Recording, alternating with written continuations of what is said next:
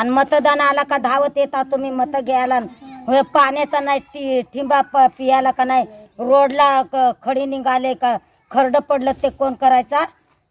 ते उद्याचे उद्या आणून द्या म्हणा. इतर रस्ता त्या वरच्या टोकापासून खालच्या टोकापासून गल्या गल्यात ना. नमस्कार, आपण पाहत आहात शक्ती न्यूज मराठी. शक्ती न्यूज मराठीच्या बातमीचा परिणाम.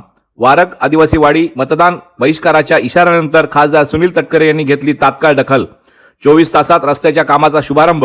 माणगाव तालुक्यातील वावे दिवाळी इंदापूर येथील वारक आदिवासी वाडी गेल्या 20 वर्षांपासून राष्ट्रवादी काँग्रेस पक्षाशी निष्ठेने जोडलेली असतानाही मूलभूत विकासापासून वंचित राहिल्याने वास्तव शक्ती न्यूज मराठीने उघडकीस आणले होते.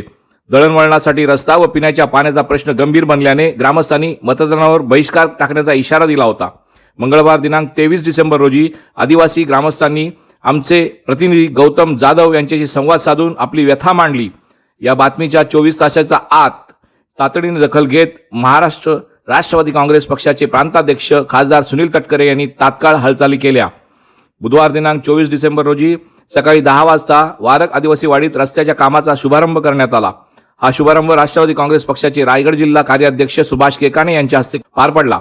यावेळी माणगाव तालुका अध्यक्ष काका नवगणे, महाराष्ट्र युवक सचिव भुवन, ग्रामपंचायत सरपंच दीपक जाधव, माणगाव तालुका महिला अध्यक्ष संगीता बक्कम, उदय अधिकारी, संदेश बालोरे आदी मान्यवर उपस्थित होते.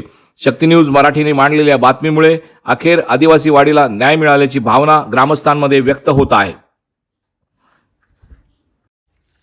हा रस्ता रखडलेला होता, परंतु हा रस्त्याची मंजुरी आणण्यासाठी आमचे कार्याध्यक्षांनी प्रयत्न केलेच होते आणि त्यांनाही त्याला शब्द दिला होता की आम्ही हा इलेक्शन झाल्यानंतर रस्ता होणार होता. परंतु लोकांची मागणी होती की आम्हाला जर लवकर रस्ता व्हावा, म्हणून आज हा रस्ता आम्ही आजचं भूमिपूजन केले. नाहीतर हा रस्ता आता इलेक्शनचे आम्हाला हे लागेल आचारसंहिता, त्यामुळे थोडं थांबलं. झाल्यानंतर आम्ही रमेश जे आहेत त्यांचे आम्ही नेहमी बोलतो तुमचा रस्ता मी 100% करणार आहोत, त्याची तुम्ही काळजी करू नका. परंतु त्या सगळ्यांच्याच त्या लोकांच्या महिला मंडळ लोकांची मागणी होती की आता आम्हाला नारळ फोडा आणि रस्ता चालूच करा. आणि म्हणूनच आज आम्ही तो नंतर करत होतो, आत्ता आधी करतोय.